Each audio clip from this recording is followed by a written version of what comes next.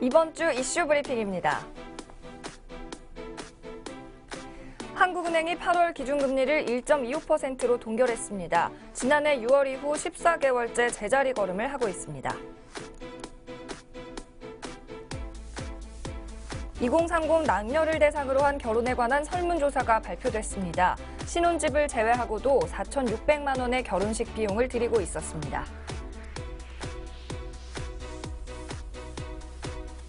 중국 정부의 사드 보복으로 인해 사실상 영업이 중단된 롯데마트가 3천억 원을 또다시 투입합니다. 올해만 두 번째 긴급 자금인데 밑빠진 독에 물 붓기 아니냐는 지적이 나옵니다. 젊은이들 사이에서는 점점 신용카드를 버리고 체크카드를 사용하는 분위기입니다. 소비를 줄이기 위해서입니다. 개시한 지 한 달 만에 가입자 300만을 돌파한 카카오뱅크. 시중은행들도 잇따라 수수료 인하 대열에 합류하고 있습니다. 자세한 소식 잠시 뒤 위클리 핫세븐에서 전해드립니다.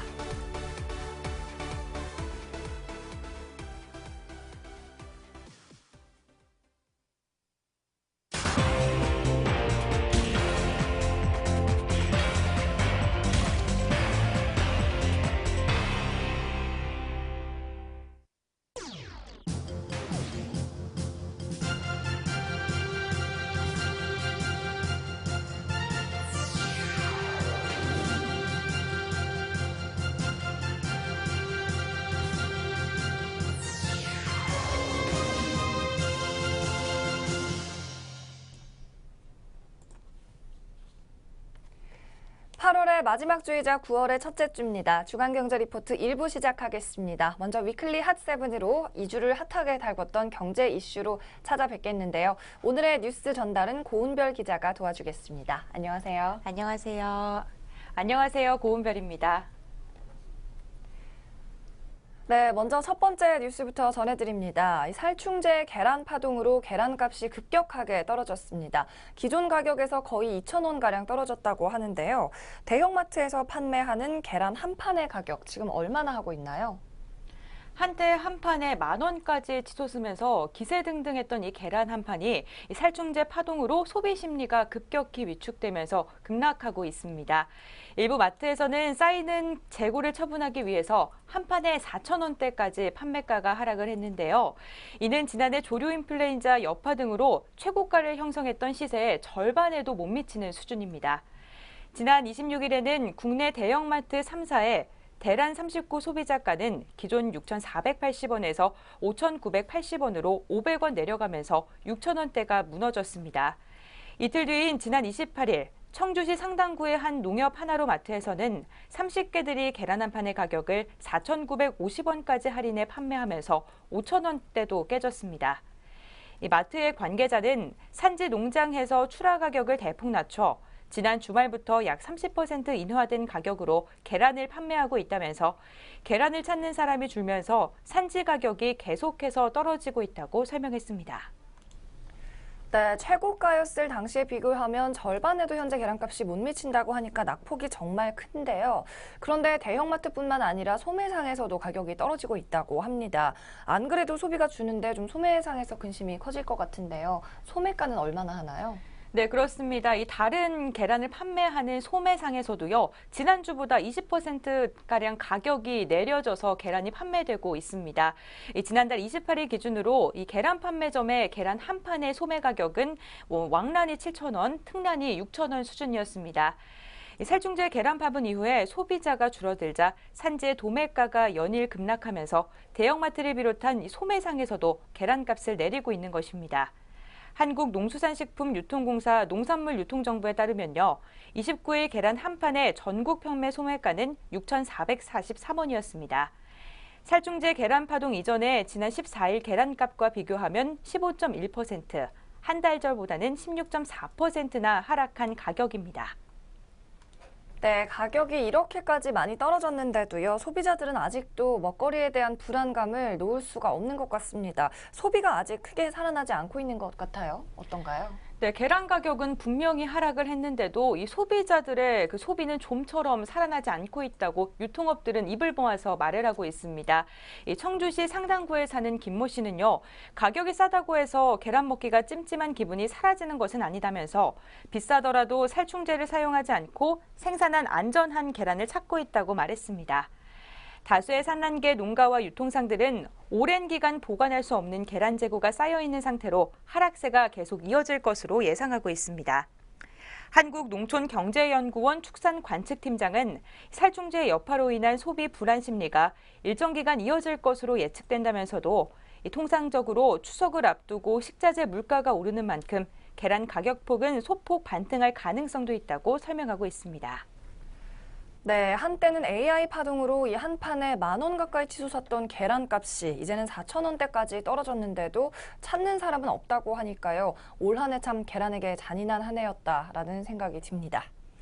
네, 두 번째 이슈 전해드리겠습니다. 인터넷 전문은행 카카오뱅크가 영업을 개시한 지 한 달 만에 가입자 수 300만 명을 돌파를 했죠. 기존 은행의 불편한 점을 파격적으로 개선하면서 큰 인기를 끌고 있다, 이런 분석인데요. 이번에는 시중 은행들이 움직이기 시작했습니다. 어떤 대응책들을 좀 선보이고 있나요? 네, 출시된 지 한 달 만에 신규 계좌 300만 개를 돌파하면서 인터넷 전문은행 카카오뱅크의 돌풍이 거세지자 기존 은행들도 맞대응에 나섰습니다. 은행을 쉽게 바꾸지는 않을 것이라던 목소리는 작아지고요. 수수료가 인하되고 모바일 뱅크의 편의성이 확대되고 새로운 서비스가 개발되는 등의 모습이 나타나고 있습니다. 한편 은행들이 수수료와 서비스의 문턱을 낮추니 고객들의 혜택은 오히려 더 늘어났습니다. 특히 해외 송금은 카뱅 효과가 단적으로 나타나고 있는 분야인데요. 카뱅이 해외 송금 수수료를 기존 은행의 10분의 1 수준으로 낮춘 것은 해외 송금 수수료가 지나치게 비싼 것이 아니냐는 고객들의 불만에도 꿈쩍 않던 은행들을 움직이게 만들었습니다. 네, 카카오뱅크는 기존 은행들의 해외 송금 수수료를 10분의 1까지 낮춰서 가장 큰 혜택이다, 이런 이야기를 들었습니다. 정확히 얼마나 차이가 나는지, 그리고 여기에 은행들의 대응은 어떤가요? 네, 카카오뱅크는 미국과 유럽 등 22개국 미화 5,000달러 이하의 금액을 송금할 때요, 이 수수료를 5,000원, 5,000달러를 초과할 때는 1만 원을 받습니다. 기존 은행들이 송금 수수료와 별도로 해외 전신만 사용료인 전신료, 해외의 거점 은행에서 지급하는 중개 수수료 등을 은행하는 데 비해 카뱅은 일본과 태국, 필리핀을 제외하면 기타 수수료를 요구하지 않습니다. 기존 해외 전상망을 이용하지 않고 다른 방식을 이용함으로써 수수료의 부담을 줄였습니다. 워낙 수수료의 차이가 크다 보니 기존 은행들도 가만히 있을 수 없게 됐는데요. 우리은행은 지난달 말부터 연말까지 인터넷이나 모바일로 미화 3,000달러 이하의 금액을 해외로 송금하면 기존 1,500원에서 15,500원 수준이었던 송금 수수료를 2,500원에서 5,000원으로 인하해 줍니다. 신한은행은 지난달 28일부터 연말까지 자사의 모바일 앱을 이용해 해외로 송금할 경우 금액이 3,000달러 이하의 경우에는 송금 수수료를 면제하기로 했습니다. 또 기존에 8,000원 정도 하던 전신료도 5,000원으로 할인을 했습니다. 한 은행의 관계자는 전신료나 중개 수수료는 우리나라 은행이 해외에 지급해야 하는 금액이기 때문에 깎아준 금액만큼 은행이 받는 환전 수수료나 송금 수수료에서 떼어다 줄 수밖에 없다고 말을 했습니다. 국민은행은 최근 동남아 15개 국가에 송금할 때 송금 수수료를 건당 1,000원으로 낮추고 중개 수수료도 기존의 절반 수준인 미화 10달러로 낮추는 서비스를 개시했습니다. 하루 만에 송금이 가능한 것도 강점입니다. 카카오뱅크가 주로 미국과 유럽 국가에 값싼 송금 서비스를 제공하는 데 대응해 일종의 틈새를 찾아낸 것입니다. 네, 그리고요, 카카오뱅크가 인터넷 전문 은행이다 보니까 언제 어디서나 사용할 수 있다는 것이 또 하나의 큰 장점으로 꼽혔었죠. 여기에 대해서도 기존 은행들이 서비스를 강화하고 있다고요? 네, 기존 은행들도 이 모바일을 기반으로 하는 인터넷 전문 은행과 경쟁하기 위해서 모바일 서비스를 강화하고 있습니다. 카뱅이 모바일 신용대출 한도를 1억 5천만 원으로 설정하면서 시중 은행들의 모바일 신용도 대출 한도도 기존 5천만 원에서 1억 원 수준으로 상향 조정되는 흐름을 보이고 있습니다. 틈새 서비스를 개발하거나 기존 서비스를 업그레이드하는 사례도 눈에 띄고 있습니다. 국민은행은 지난 28일부터 그동안 영업점을 통해서만 개설할 수 있었던 외화 예금 통장을 기존 은행들 가운데 최초로 모바일로도 가입할 수 있도록 했습니다. 최근 환테크 수단으로서 외화 예금에 대한 관심이 늘어나고는 있지만 은행 방문이 번거롭기 때문에 통장 개설을 미뤘던 고객들을 타깃으로 삼은 것입니다. 신한은행이 29일부터 시행한 연락처 송금 서비스는 모바일 앱을 이용하면 전화번호만 알아도 돈을 이체할 수 있는 것은 물론이고요. 이 돈을 받는 사람이 은행에 계좌를 갖고 있지 않더라도 돈을 받을 수 있는 것이 특징입니다. 계좌가 없더라도 휴대폰 메시지나 카카오 메시지로 고유 코드 번호를 수신하면 이 번호를 갖고 신한은행의 ATM기를 통해 곧바로 돈을 출금할 수 있게 됩니다. 신한은행의 관계자는요, 모바일의 편리성과 거리에서 손쉽게 찾을 수 있는 ATM기의 접근성을 접목했다면서 고객들에게 더 많은 편의를 제공할 수 있게 됐다고 말했습니다. 네, 카카오뱅크 같은 경쟁력 있는 이 인터넷 은행의 출범이 시중 은행들에게도 또 다른 과제를 던져준 것 같습니다. 이어서 세 번째 오늘의 위클리 핫7 이슈 전달해 드리겠습니다. 한국은행이 2,000원짜리 기념 지폐를 발행한다고 합니다. 기념 주화가 아니라 지폐를 발행하는 건 이번이 처음이라고 하는데요. 일단 뭐 때문에 발행하는 건지 먼저 전해 주시죠. 네, 한국은행이 첫 기념은행권을 오는 11월에 발행합니다. 이 한은은 기념주화를 자주 발행했지만 이렇게 기념 지폐를 발행하는 것은 이번이 처음인데요. 평창 동계올림픽을 기념하기 위함입니다. 이 한은은 2018년 평창 동계올림픽 기념은행권 230만 장을 올해 11월 17일 발행하기로 했다고 밝혔습니다. 기념은행권이 국내에 나오는 것은 이번이 처음인데요. 우리나라는 그동안 큰 이벤트가 있을 때 동전 형태의 기념주화를 주로 발행해 왔습니다.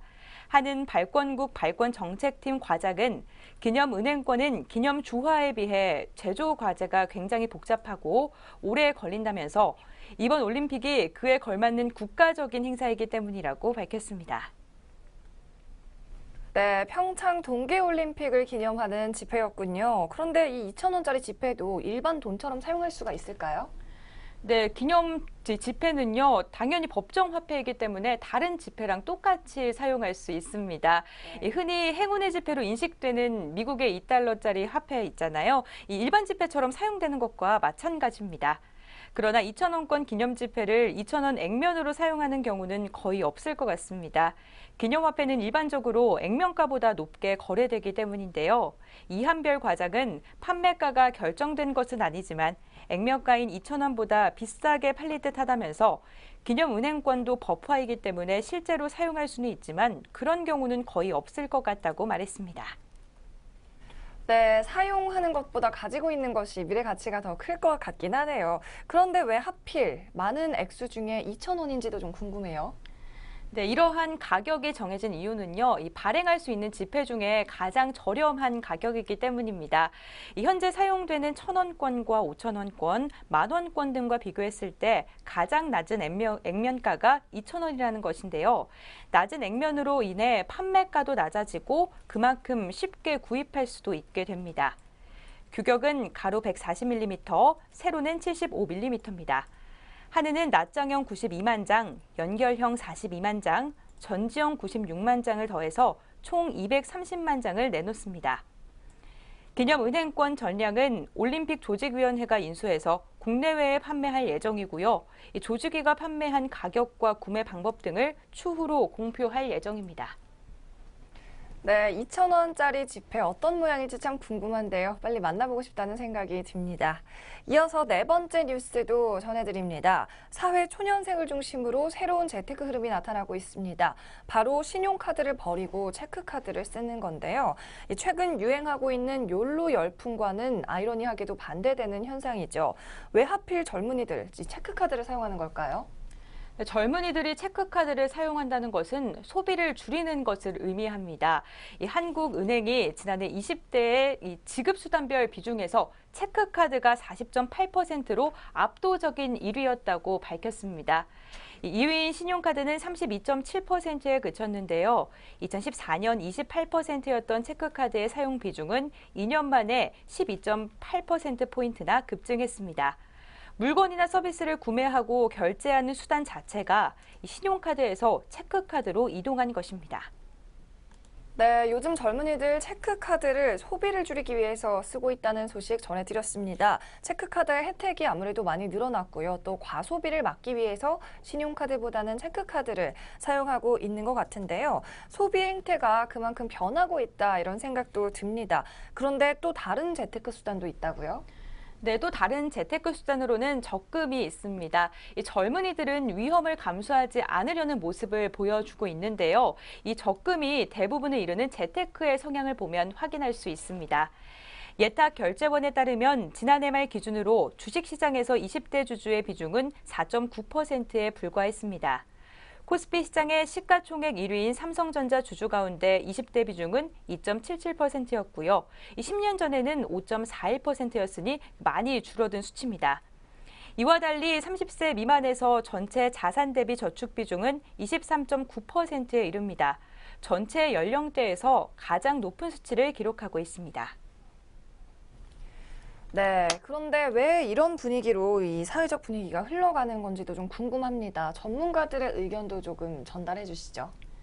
전문가들은 이 경제적 리스크를 최소화하려는 이 청년층의 분위기를 학습 효과로 보고 있습니다. 외환위기나 글로벌 금융위기가 거쳐지면서 이 학습된 성향이라는 분석인데요. 서울대 경제학부 교수는 신용카드를 안 쓴다는 것은 경험에 따른 학습의 결과라면서 이전 세대보다 지금의 청년층이 경제관념에서 더 철저해진 경향이 있다고 말했습니다. 이 교수는 보수적인 소비 저축 성향은 불안정성에 대한 대응이라면서 개인의 자산 건전성 측면에서 좋은 현상이라고 평가했습니다. 네, 요즘 젊은이들 체카족이라는 말이 나올 정도로 체크카드를 많이 쓴다고 합니다. 이 과소비를 줄이는 효과도 있겠고요. 한 푼, 두 푼 적은 돈 아껴서 자신이 좋아하는 것, 또 취미 생활에 큰 돈을 사용하는 최근의 젊은 소비 행태와도 관련이 있을 것 같습니다. 이어서 5번째 소식 전해드립니다. 이번에는 기준금리 관련 소식인데요. 바로 어제였죠. 한국은행이 기준금리를 동결을 했습니다. 14개월째 최저금리 여기에 따라 유지하게 됐는데요. 아무래도 최근에 불거진 북핵 리스크도 좀 문제가 됐었던 것 같고요. 여기에 미국의 금리 인상 지연 가능성도 가세를 하면서 이런 동결이라는 결론에 도달을 한 것으로 보입니다. 금리가 지난해 6월 이후 계속 제자리라고 하죠. 네, 맞습니다. 이 한은이 작년 6월 기준금리를 0.25%포인트로 인하한 뒤에 총 12번, 금통위와 같은 수준에서 동결을 하고 있습니다. 한은은 추가 경정 예산 효과를 고려하더라도 국내 올해 총 생산의 성장률이 3%를 넘기지 못할 것이라고 예상을 했습니다. 지난달 금통위에서 세계 경제 회복 등에 힘입어 수출이 개선 추세를 지속하고 내수도 완만하게 회복될 것으로 전망하고 있지만 최근 경제 지표의 회복세가 주춤하는 양상을 보이면서 경기 상황 인식이 다소 후퇴한 것으로 보여집니다. 이주열 총재가 애시당초의 금리 인상의 전제 조건으로 경제가 뚜렷이 개선되는 상황을 제시했었는데요. 이 경기가 여전히 주춤하고 있다고 판단하고 있는 것입니다. 네, 지난달에 한국은행이 올해 성장률 전망치를 상향 조정했잖아요. 이 때문에 8월에는 이제 금리 인상이 좀 나올 수도 있다는 이야기가 돌았는데 결국에는 동결을 택했습니다. 예상치 못했던 북핵 문제가 좀 컸죠. 네, 맞습니다. 이 북한 미사일 도발로 최근 북핵 리스크가 커졌는데요. 이 요인이 크게 작용을 했습니다. 이주열 총재는 이 같은 도발이 일회성으로 끝난 것은 아니라면서 상당한 경각심을 갖고 지켜보고 있다고 밝히기도 했습니다. 그 밖에도 미국과 중국 간의 무역 전쟁, 사드 배치 관련된 이 중국의 보복 조치 등으로 교역 여건이 악화될 가능성도 우려되는 상황이고요. 또 미국의 금리 인상이 지연될 것이라는 전망도 한은의 금리 인상의 부담을 덜어줬습니다.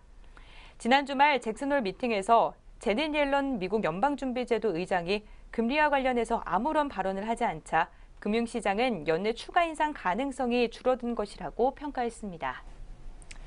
네, 이번에도 예상과 다르게 기준금리 동결이 좀 나오면서 9월 인상 기대감이 줄어들고 12월 인상론에 무게가 실리고 있는데요. 이렇게 금리 결정 시기가 다가올 때마다 한국은행의 고심이 깊을 것 같습니다. 이 경제 회복세는 주춤한데 기준금리 상승 압력은 계속 들어오니까요. 실제로 정부가 금리 좀 상승을 원하지 않나요? 네, 그렇습니다. 그렇기 때문에 이 한국은행은 대내적으로나 대외적으로나 인상 압력이 들어올 수밖에 없는 입장입니다. 일단 대내적으로 살펴보면요. 청와대에서 불거져 나오고 있는 금리 인상론이 부담이 될 수 있습니다. 정부는 집값과 가계부채의 총량을 잡기 위해서 한국은행이 기준금리를 올려주기를 원하는 듯한 뉘앙스를 최근에 풍겼습니다. 청와대 경제보좌관은 최근 한 인터뷰에서 기준금리가 연 1.25%인 상황은 좀 문제가 있지 않냐면서 금리 인상을 요구하는 듯한 발언을 했습니다. 이는 가계부채 총량과 집값을 잡기 위해선 기준금리 인상이 필요하다는 시각으로 풀이됩니다. 한국은행은 전체적인 경기 상황을 고려해 통화 정책을 한다는 입장이기는 하지만 정부의 정책 공조 압력은 높아질 수 있습니다.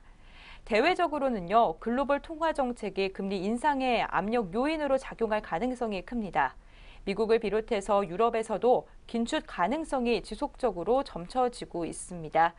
특히 미국 연방준비제도에서 최근 들어서 비둘기적인 이 발언을 계속 지속하고는 있지만요. 여전히 자산 축소와 기준금리 인상은 기정사실화된 상황입니다. 유럽에서는 마리오 드라기 유럽 중앙은행 총재가 지난 6월 자산 축소 가능성을 시사한 바 있습니다. 네, 한국의 기준금리는 현재 1.25%, 미국의 경우 1%에서 1.25%로 현재 윗부분에 이 기준금리가 동일한 상태입니다. 만약 미국의 12월 금리 인상이 실제 이뤄진다면 금리 역전 현상도 가시화된다고 하니까요. 이런 부분 잘 챙겨서 투자에 참고하시기 바랍니다. 이어서 6번째 소식입니다. 이 정부가 작은 결혼식으로 결혼식 비용의 거품을 빼자는 캠페인을 지속적으로 벌이고 있죠. 하지만 아직도 주변 여건상 힘들다는 게 젊은이들 대다수의 의견인데요. 신혼 집값도 그렇지만 결혼식 비용 자체에도 아직 수천만 원을 들이고 있는 것으로 나타났습니다. 결혼에 관한 의미 있는 설문조사가 발표가 됐는데요. 고은별 기자가 전해주시죠. 네, 한국소비자원이 20, 30대 남녀 미혼과 기혼 각각 1,000명을 대상으로 설문조사를 실시했습니다. 이 조사 결과에 따르면 주택 마련 비용을 빼고 혼수와 예물, 예당 등 기혼 가구당 평균 지출 비용은 4,590만 원이었고요. 이 중 혼수 비용이 32%인 1,460만 원이었습니다. 예단과 예물, 결혼식 비용은 전체 비용 중에 18%에서 19%를 차지했습니다. 전체 응답자의 94.6%는 결혼 문화에 여전히 문제가 있다고 답을 했는데요. 주요 문제점으로는 과다한 혼수와 예물, 예단, 다른 사람의 시선을 지나치게 의식한 결혼식을 꼽았습니다. 항목별 필요도와 만족도 조사에서는 기혼자와 미혼자 모두 필요도가 낮은 항목으로 약혼식과 함들이 이바지, 예물과 예단을 들었습니다. 기혼자는 이바지와 예단, 패백의 만족도가 낮았습니다. 네, 주택 마련 비용을 제외하고도 4,600만 원이라는 비용이 드는데요. 그중에서도 좀 과하다고 생각하는 혼수, 예단 예물, 그리고 결혼식 비용이 50%를 차지하고 있다는 겁니다. 그래서 결혼을 포기하는 세대라는 말이 나오나 봐요. 혼인율도 좀 떨어지고 있는데요. 이 2030 세대의 결혼에 관한 인식은 어땠나요? 다행히도 이 결혼에 대한 인식은 긍정적이었습니다. 이 전체 응답자 중에 80.2%가 결혼 필요성에 대해 긍정적이라고 답을 했고요. 이 19.8%만 부정적인 입장이었습니다. 그러면서도 결혼보다 중요한 것이 있다면 결혼을 하지 않을 수도 있다는 응답이 남성이 50.8%, 여성이 72.8%나 달했습니다. 결혼의 부정적인 이유로는 남성은 주택 마련과 결혼 비용의 부담을 꼽았고요. 여성은 출산과 육아의 부담, 그리고 집안 어른들과의 관계 부담을 제시했습니다. 특히 여성은 남성에 비해서 결혼에 따른 의무와 역할을 부담스럽게 여기는 것으로 나타났습니다. 네, 결혼에 관한 인식에 있어서는 남녀 간의 차이가 조금 있는 모습이었습니다. 또 이번 조사 결과에 따르면 이 작은 결혼식 홍보가 좀 잘 된 것 같아요. 네, 그렇습니다. 이 설문조사 결과를 살펴보면요. 응답자의 인식도가 매우 높았습니다. 이 전체 응답자 중 83%가 작은 결혼식이 무엇인지 알고 있다고 응답을 했는데요. 이 인식도가 매우 높은 것으로 나타난 것이죠. 또 미혼자의 79.6%는 작은 결혼식을 할 의사가 있다고 답변을 했습니다. 다만 주변 사람들의 설득과 적절한 장소의 섭외 문제로 작은 결혼식이 쉽지는 않을 것이라고 예상하는 모습이었습니다. 또 실제로 작은 결혼을 한 기혼자는 5.4%에 불과해 이행률은 상당히 낮았는데요. 이들의 작은 결혼식은 비용의 최소화, 복잡한 예식 절차의 생략, 가족과 지인만을 초대한 소규모 결혼식의 형태였습니다. 작은 결혼식을 한 사람들은 예단을 생략하거나 예물을 생략한 경우가 많았습니다. 기혼자가 작은 결혼식을 준비하면서 가장 힘들었던 상황으로는 미혼자의 답변과 유사했습니다. 예식 장소 섭외와 주변 사람들의 설득이 가장 높은 비율로 꼽혔습니다. 네, 미혼자들의 80% 이상이 이 작은 결혼식에 대해서 잘 알고 있고 실제로도 작은 결혼식을 올리고 싶다. 하지만 아직까지 주변 인식 탓에 이행률은 5%대로 현저하게 떨어지는 모습인데요. 우리 사회 결혼에 있어서 주변의 시선에서 아직까지도 자유롭지 못하다는 생각이 듭니다. 오늘의 마지막 이슈 전달해 드리겠습니다. 기업 소식인데요. 사실상 중국 영업이 중단된 롯데마트가 또다시 대규모 긴급 자금을 투입하기로 했습니다. 이번에는 3천억 원인데요. 하지만 이 자금도 연말 깨면 바닥이 날 것으로 관측이 돼서 중국에서의 영업 자체에 조금 회의적인 시각이 나오고 있습니다. 네, 롯데마트가 이렇게 대규모 자금을 투입한 게 올해만 두 번째 아닌가요? 네, 맞습니다. 올해 3월에 한번 긴급 수혈을 한 적이 있었죠. 롯데마트가 3월에 3,600억 원의 자금을 긴급 수혈한 적이 있었습니다. 이 운영하는 롯데 쇼핑이 3월 24일 이사회를 열었고요. 2,300억 원의 증자와 1,580억 원의 예금 담보 제공을 결의하면서 중국 사업 지원에 재원을 마련을 했습니다. 애초 이 자금은 7월이면 소진될 것으로 예상이 됐습니다. 그렇지만 중국 현지에서 반품 등을 하는 과정에서 자금을 아낄 여지가 생기면서 한 달 정도 더 버틸 수 있었던 것입니다. 그러나 이 역시 바닥이 나면서 결국 이번에 약 3,400억 원을 추가로 수혈하기로 한 것인데요. 이 롯데마트는 31일 홍콩 롯데쇼핑홀딩스가 중국 금융기관에서 직접 차입하는 방식으로 중국 롯데마트의 2차 운영자금 3억 달러를 조달하기로 했다고 밝혔습니다. 롯데마트 관계자는 2차 운영자금은 롯데마트 운영에 필요한 자금 외에 만기가 돌아오는 기존 단기 차임금 상환용 등으로 쓰일 예정이라면서 올해 연말 정도까지 필요한 자금으로 볼 수 있다고 말했습니다. 네, 결국에 이번에 이렇게 3천억 원대 큰 자금을 투입을 해도 결국에 4개월 후면 또 바닥날 가능성이 크다는 얘긴데요. 하지만 어쨌든 사드 문제가 좀 해결이 되지 않으면 결국 밑빠진 독에 물 붓기 아닌가요? 네, 그렇죠. 사실 이 3월 중순부터 본격화된 중국의 사드 보복이 있었습니다. 이 중국 내 롯데마트 점포 112개 중 87곳이 운행이 중단된 상태였습니다. 이런 상황이 연말까지 이어진다면 롯데마트의 피해액은 1조 원에 달할 것으로 추산되고 있습니다. 중국 점포 영업은 사실상 중단된 것인데요. 그렇지만 롯데마트는 현지 종업원 임금과 인타료 지급 등에 월 평균 900억 원 안팎의 자금을 쓰고 있는 것으로 전해지고 있습니다. 매출이 없는 가운데도 현지 노동법상 현지인 종업원의 임금을 정상임금의 70% 안팎의 수준을 계속해서 지급해 줘야 되고요. 또 매장 임차료나 상품 대금도 매달 줘야 하기 때문에 피해액이 점차 커지고 있는 상황입니다.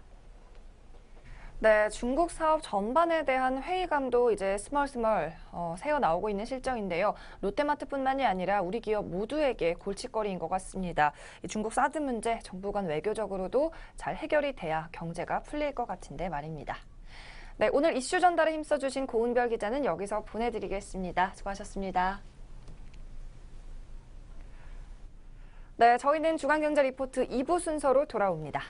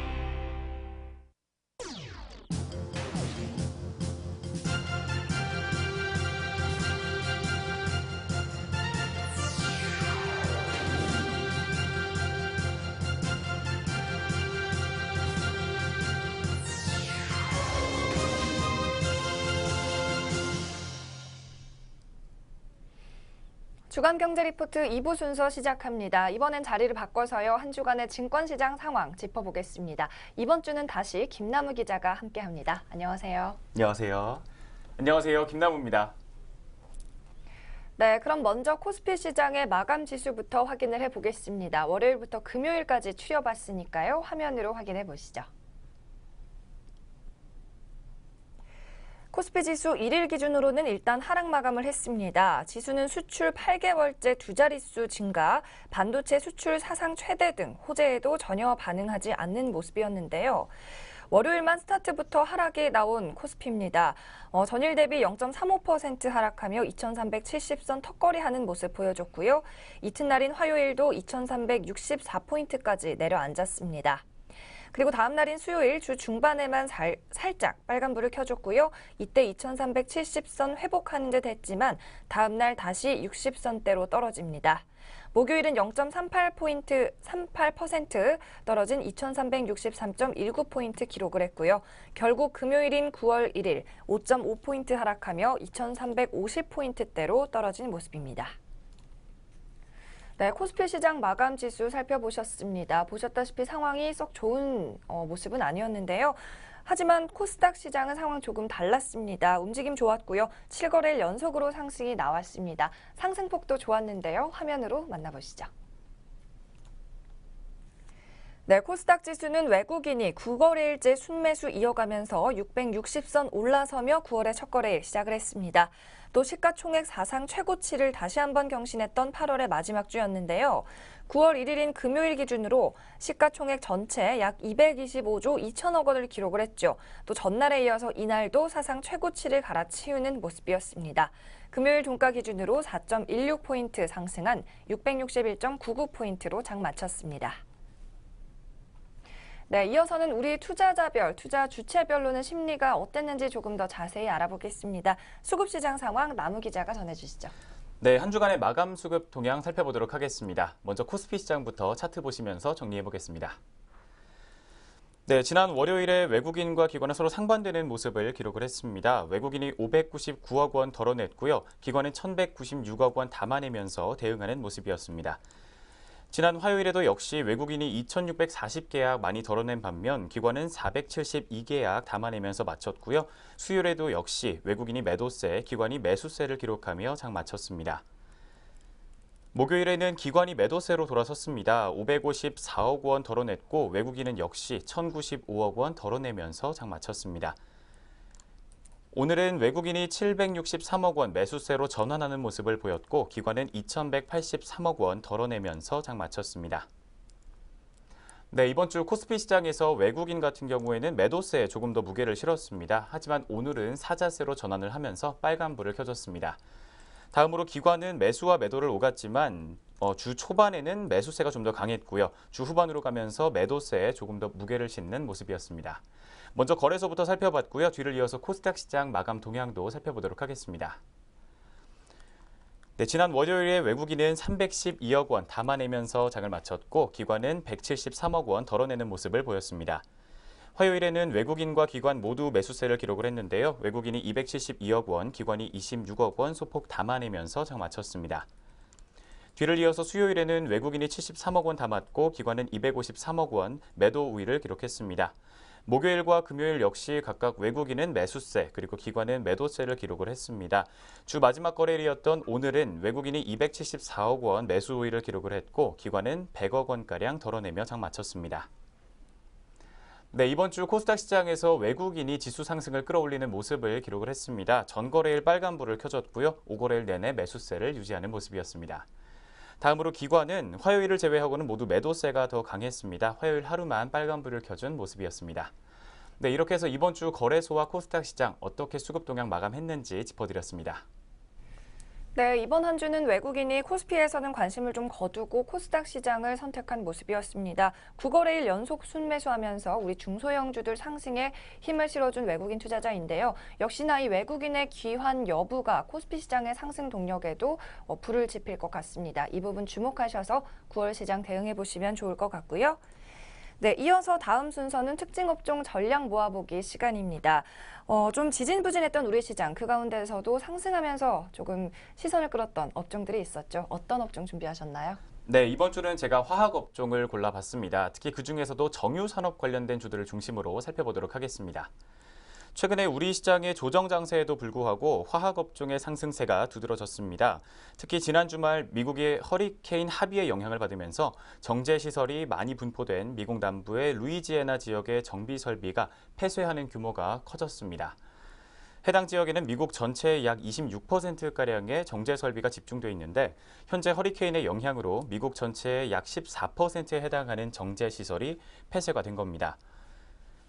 초기에 폐쇄됐던 설비들이 재가동을 준비 중이지만 새롭게 가동을 중단하는 설비가 역시 늘어나면서 회복세는 더딘 것으로 전해지고 있습니다. 석유 제품의 외부 판매를 위한 항만과 파이프라인의 피해 역시 동시에 진행 중이기 때문에 다음 주에 재가동을 시작한다고 하더라도 정상 가동까지는 수주의 시간이 소요될 전망입니다. 한편 미국의 휘발유 공급량 감소로 최근 북미 지역의 휘발유 가격은 약 8%가량 오르는 모습을 보였습니다. 아시아 정제 마진 역시 휘발유 가격 강세와 심리적 요인으로 인해서 지난 29일에는 배럴당 9달러로 연중 최고치를 기록하기도 했습니다. 정유산업은 현재 글로벌 수급 타이트로 가동률이 높아져 있는 상황인데요. 지역별로는 북미의 가동률이 88%로 2015년보다 크게 높아져 있는 상황이고 아시아 가동률 역시 92%가량을 기록하면서 최근 10년 사이 최고치를 기록했습니다. 이런 상황인데도 불구하고 정유 제품의 재고량은 하락 추세를 보이고 있기 때문에 앞으로도 가동률 상승과 정제 마진 추가 확대가 기대되고 있습니다. 네, 이에 따라서 오늘 NH투자증권 리포트에서는 이번 허리케인의 영향으로 정제 마진의 강세는 하반기까지 지속될 가능성이 높다라는 전망을 내놨습니다. 단기와 장기적인 업황이 모두 긍정적이며 SK이노베이션과 S오일의 수혜가 전망이 되고 있습니다. 그렇다면 이 두 종목에 대한 NH투자증권 리포트의 목표 주가와 종가까지 살펴보도록 하겠습니다. 먼저 SK이노베이션 목표 주가는 23만 원이었고요. 이번 주 종가는 18만 8,500원을 기록을 했습니다. 뒤를 이어서 S오일의 목표 주가는 14만 원이었습니다. 이번 주 종가는 12만 4,500원을 기록을 했습니다. 네, 이렇게 해서 이번 주에 특징 보였던 업종들 정리해드렸습니다. 네, 정제 마진이 좀 구조적으로 상승을 하면서 유례없는 호황을 누릴 것으로 관측이 되고 있는 정유 업종 오늘은 짚어봤습니다. 이번에는요, 한 주간 이 증권가에서 바라보는 우리 시장에 대한 시각은 어땠는지 한번 증권사 헤드라인 모아봤습니다. 세 가지 헤드라인 살펴보시죠. 먼저 키움증권의 8월 28일 리포트입니다. 미국 증시가 옐런과 드라기의 발언 후 상승폭을 축소했다고 보도하고 있습니다. 두 번째로는 삼성증권입니다. 8월 30일 발표했고요. 한반도의 지정학적 리스크 진단과 대응 전략 세워봤습니다.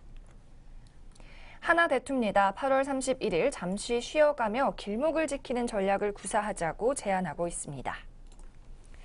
네, 이 중에서도 하나대투의 리포트 마지막으로 살펴보신 헤드라인 한번 정리해 보겠습니다. 최근 국내외 금융시장이 연이은 이벤트성 리스크로 피로감이 누적되는 모습이죠. 기술주에 대한 고평가 논쟁이 진행이 되는 가운데 북핵 리스크도 불거졌습니다. 또 여기에 트럼프의 정치적 불확실성이 대외에서 가세를 하면서 글로벌 주식시장에 대한 뚜렷한 방향성도 사라지고 있는 모습인데요. 반면 미국의 국채 수익률은 2%까지 떨어지는 등 오히려 안전자산 선호도가 높아지는 양상입니다. 북핵에 대한 해법을 아직 찾지 못하는 가운데 9월에는 각각 대차 대조표 축소와 테이퍼링이라는 이슈를 가지고 있는 FRB 그리고 ECB의 통화정책회의가 대기 중인데요.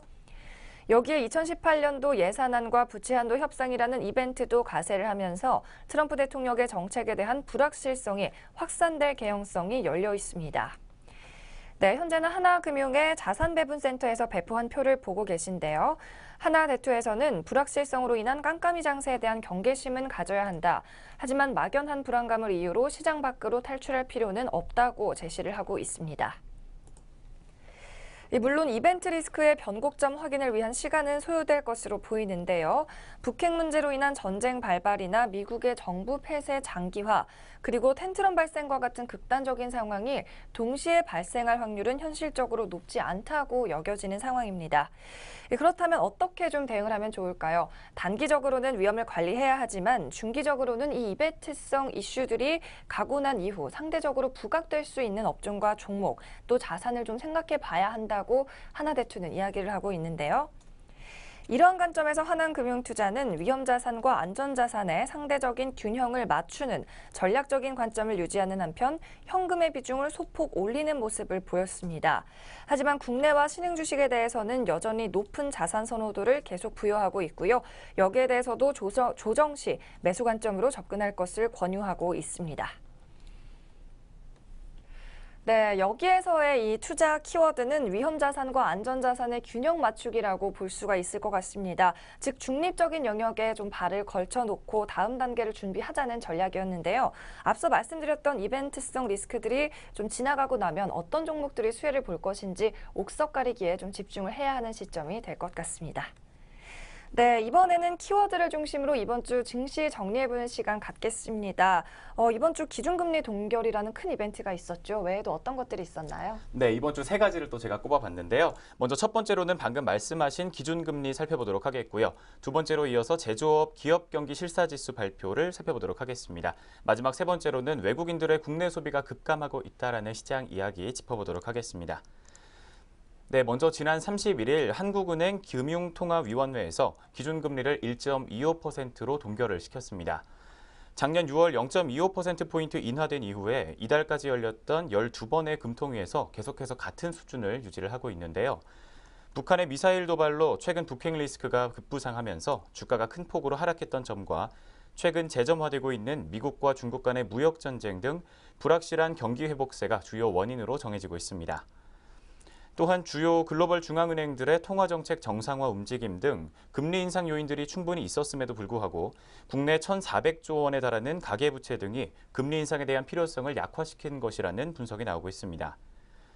앞으로 예정돼 있는 금통위는 오는 10월 19일과 11월 30일 두 차례가 남아있지만 시장 전문가들은 올해 안으로 기준금리를 인상하지는 않을 것이라는 관측을 더 많이 내놓고 있습니다. 네, 이어서 두 번째 키 이슈 살펴보도록 하겠습니다. 제조업과 관련된 이야기인데요. 지난 29일 한국은행이 발표한 제조업 BSI는 78포인트를 기록을 하게 되면서 3개월째 횡보 국면을 이어가고 있습니다. BSI 지수는 기업이 체감하는 경기 상황을 나타낸 지표로 그 기준치인 100보다 수치가 높으면 경기가 좋다고 인식하는 기업이 많다는 의미고 100보다 낮으면 경기가 나쁘다고 인식하는 기업이 많다는 의미입니다. 이에 따라서 국내 제조업 종사자들이 느끼는 체감 경기 수준은 지난달과 비슷한 것으로 나타났습니다. 석유 정제와 1차 금속 등이 상승한 반면 고무 플라스틱과 기계 장비 등은 하락했습니다. 상승 업종의 경우 석유 정제는 유가 회복에 따른 정제 마진 확대와 수출 호조, 1차 금속은 수요 증가, 전기 장비는 제품 판매 가격 상승 등이 주요 요인으로 나타났습니다. 하락 업종은 고무 플라스틱이 대중국 수출 부진과 원가 부담 증대, 기계 장비는 경쟁 심화와 수출 둔화, 비금속 광물은 집중호우로 인한 레미콘 수요 감소 등이 주요 원인이었습니다. 한편 다음 달 업황은 5포인트 상승한 83포인트 정도로 이번 달보다는 조금 나아질 것으로 전망이 되고 있습니다. 네, 이어서 마지막 세 번째 케이스입니다. 외국인들의 국내 소비와 관련된 이야기인데요. 중국의 사드 보복이 결국 수치로서 확인이 됐습니다. 외국인들의 국내 소비가 우리나라 국내 총생산, 즉 GDP에 직격탄을 날린 겁니다. 한국은행이 오늘 발표한 2분기 국민소득을 보면 비거주자의 국내 소비 지출은 지난 1분기보다 24%가량 줄었습니다. 그 금액은 2조 4천억 원가량을 기록을 했습니다. 비거주자의 국내 소비 지출은 거의 우리나라를 찾는 외국인들의 소비가 대부분을 차지하고 있는데요. 그만큼 외국인들의 우리나라에서의 소비가 줄었다는 겁니다. 실제로 중국인 관광객은 작년보다 60% 이상 감소하기도 했는데요. 이게 얼마나 심각하냐면 글로벌 금융위기가 있었던 지난 2009년 2분기에 40%가량 급감했던 이후에 최대의 낙폭을 기록했다고 합니다. 이 문제는 단순히 경제적으로만 해결할 수는 없는 분야라서 정치적으로 한중 간에 사드 문제가 어떻게 해결이 될지 지켜봐야 할 것 같습니다. 네, 이렇게 해서 이번 주에 시장에 영향을 미쳤던 세 가지 이슈 살펴봤습니다. 네, 그럼 다음 주 시장은 좀 어떻게 대응해야 좋을지 알아보겠습니다. 보기 좋게 역시나 키워드로 정리를 해봤는데요. 세 가지 만나보시죠. 다음 주 증시 대응을 위해 주목해야 할 키워드입니다. 먼저 차주의 글로벌 관심 변수는 9월 7일에 있을 ECB 통화정책회의, 그리고 미국의 세제 개혁안 공개입니다. ECB 테이퍼링에 대해서 시장 컨센서스가 분명히 있습니다. 유로존의 더딘 물가 회복세와 유로화 강세 때문에 실물 경기 측면에서 잠재적인 부담이 된다고 하나대투가 분석을 하고 있고요. 이를 고려할 경우 이번 회의에서 시장 기대치를 넘어서는 매파적인 로드맵을 제시할 가능성은 극히 제한적이라고 이야기하고 있습니다. 또 주요국의 환율, 페드의 통화 정책, 글로벌 원자재가 변화하고 있는 이런 것들에 내재된 경로 의존적 특성을 고려할 때 미국의 현재 정치 불확실성은 현 시장 리스크의 본류다. 또한 국내외 증시 투자 심리 회복에 있어서 명징한 선결 과제다라고 분석하고 있습니다. 또 무시할 수 없는 대내적 요인 한 가지는 9월 9일에 있는 북한의 건국절입니다. 북한 리스크가 9월의 건국절 전후까지 지속될 수 있다는 우려가 분명하게 존재하고 있는데요. 다만 북한이 미국의 반응을 주시하겠다는 여지를 남겨놨다는 점, 또 최근 트럼프의 발언도 8월의 화염과 폭염, 이 말 대비해서 수위가 낮아졌다는 점에 주목할 필요가 있겠습니다.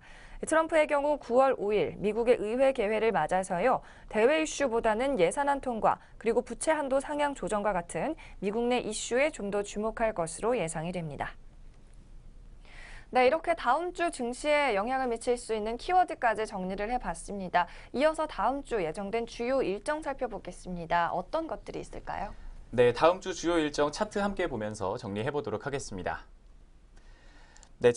다음 월요일 같은 경우에는 유럽의 생산자 물가지수 발표가 예정이 돼 있습니다. 뒤를 이어서 화요일에는 미국의 제조업 수주 발표가 예정이 돼 있고요. 수요일에는 역시 미국의 ISM 비제조업 지수 발표가 예정돼 있습니다. 네, 이어서 굉장히 중요한 이벤트입니다. 유럽의 ECB 통화정책회의가 목요일에 이어서 예정이 돼 있고요. 주 마지막인 금요일에는 중국의 수출지수 발표가 예정돼 있습니다. 네, 이렇게 해서 다음 주 주요 일정 살펴봤습니다. 네, 마지막으로 다음 주 투자 전략 수립해보는 시간입니다. 증권가에서 일단 어떻게 바라보고 있는지부터 분석을 해봐야겠죠. 오늘도 NH와 하나금융투자 확인해봅니다. NH투자증권 다음 주 코스피 밴드 2340에서 2400포인트로 잡았습니다. 리포트의 제목은 드라기의 결정은 이라고 물음표를 달았습니다. 다음은 하나투자증권입니다. 2350에서 2400포인트로 역시 NH투자증권의 범위에서 크게 벗어나지 않습니다. 9월 이벤트 리스크 탈출기라고 제목을 붙였습니다. 네, 다음 주 시장은 펀더멘탈의 바닥 레벨이라고 할 수 있는 2360선 안착을 시도하는 주가 흐름의 전개를 이 두 증권사 모두 나란히 예측을 했습니다. 현 지수대가 펀더멘털의 바닥 수준에 준한다는 점을 좀 고려를 하셔야 할 것 같은데요. 이 경우 중장기 가격과 밸류에이션 메리트는 유효하다는 것이 증권가 분석입니다. 즉 실익 없는 매도보다는 보유가 낫고요. 또 막연한 관망보다는 저가 매수의 호기로 타이밍으로 활용하는 것이 현 장세에 있어서는 미덕이다 이렇게 볼 수가 있겠습니다. 다만 지뢰밭의 통과를 방불케 하는 이번 9월 이벤트 리스크가 얼마나 진행이 될지에 대해서는 부정 요인으로 가능할 수 있기 때문에 이 점은 잘 참고를 하셔야겠습니다. 네, 한두 종목의 이 상승이나 하락에 일희일비하지 마시고요. 조금 거시적으로 접근을 해보시면 투자 포트폴리오 완성에 조금 더 도움이 될 것 같다는 생각이 듭니다. 오늘 이렇게 정리해보겠고요. 화면으로 마지막으로 정리 도와드리겠습니다.